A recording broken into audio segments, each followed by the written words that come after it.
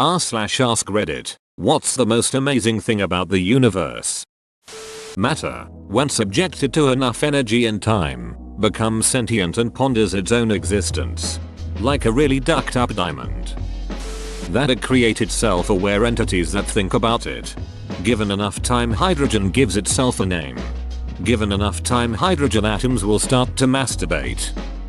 How young it is. People look at the universe being 13.7 billion years old and say that is ancient. That is nothing. Stars will continue to form for another 100 trillion years. Even after that, stellar remnants will exist for quadrillions of years. Black holes will still produce energy that can be used by intelligent civilizations for 10,100 years. Keep in mind, if biological life doesn't destroy itself, we will just keep getting more and more knowledge. It's probably a safe bet that within 500 years, which is nothing on universal time scales, we will be an interstellar species that has long ago transcended biology. There is no telling what our descendants will do for the remaining life of the universe. The 4-5 billion years of biological evolution of life on Earth will be looked at as an embryonic stage for endless quintillions of years of real life to begin post-biology. They will view the universe as their oyster, a place of infinite possibilities, while we are still just spending our days trying not to die and trying to avoid being punished by our brains with pain.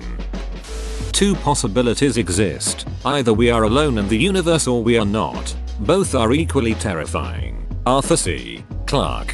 What if the universe is self-similar to the extent that other identical Earths exist? Then we'd be alone with ourselves. That we just don't understand it. It could be flat. It could be irregular. There could be another one. It's growing at an exponential speed. It's invisible contents. We try to learn more about it using our earthly knowledge, but there is certainly more to it. It's like trying to wrap your head around eternity. This exactly. We don't know what is out there and can only really guess through theories from our already obtained knowledge, which, as of today, is most likely just a drop in the ocean compared to the universe in its entirety. Because of this, the potential is endless, and that idea is very exciting. Look again at that dot. That's here. That's home. That's us. On it, everyone you love, everyone you know, everyone you ever heard of, every human being who ever was, lived out their lives, the aggregate of our joy and suffering, thousands of confident religions, ideologies, and economic doctrines, every hunter and forager, every hero and coward, every creator and destroyer of civilization, every king and peasant, every young couple in love, every mother and father, hopeful child, inventor and explorer, every teacher of morals, every corrupt politician, every superstar, every supreme leader, every sin and sinner in the history of our species lived there, on a mote of dust suspended in a sunbeam. Carl Sagan. That somehow all the particles accumulated in a specific way and in specific quantities to give you conscious thought. There are 10 million particles in the universe that we can observe. Your mama took the ugly ones and put them into one nerd. If you nut in space, you move backwards. Do you have videographic evidence of this? Spacehub.com. Hydrogen plus time equals people and planets. Hydrogen, given enough time, will send unsolicited dong pics. In order to bake apple pie, you must first create the universe. It's indifferent to everything. That it exists. And it came from somewhere, or nowhere. It gave us magnets. How do those work? Magnets are ducking magic. Aligning particles with each other makes them fly towards themselves? Miss me with that hobknicking physics bollocks. Whales are the biggest known creatures in the known universe. They're the biggest animal, but the biggest organism is an aspen tree colony that has expanded over miles. And the second largest animal is Yo Mama.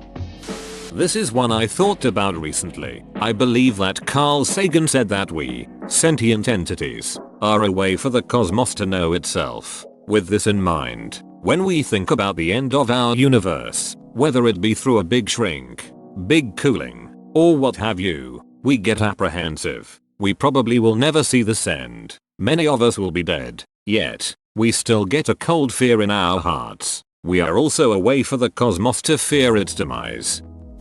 Inanimate non-living objects eventually formed to make sentient, living beings that questioned their own existence and want to find facts about the process between the beginning of the universe to now and even want to anticipate the future. All from some hydrogen shits floating around and doing stuff. Kinda similar. Everything we have on this earth comes from this earth. This means that it was always possible to have electricity, planes, internet, Wi-Fi, mobile phones etc. even in the Stone Ages. Humans just hadn't invented it yet. The only way we can see the universe is from inside it. We will likely never possess any way of viewing our universe from outside its physicality. That every single random event since the dawn of creation, the birth and death of stars, planets and galaxies, the very genesis of life has led to you being here right now to ask this question.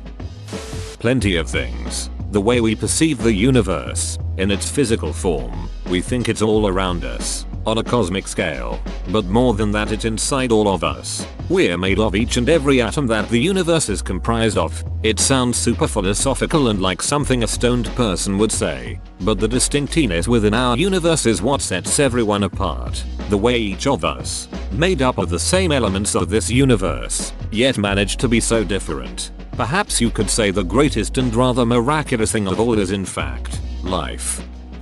The fact that people have been around for thousands of years and I just happen to exist at the same time as 6'9". A single human brain has as many neurons as there are stars in the Milky Way galaxy, around 100 billion. Source: I'm neuroscientist filled with useless facts about the brain. Whoa, you made it to the end? You're a ducking beast. I'll cut you a deal. Smash like and subscribe for more curated content, bruh. It's free and that's a great price.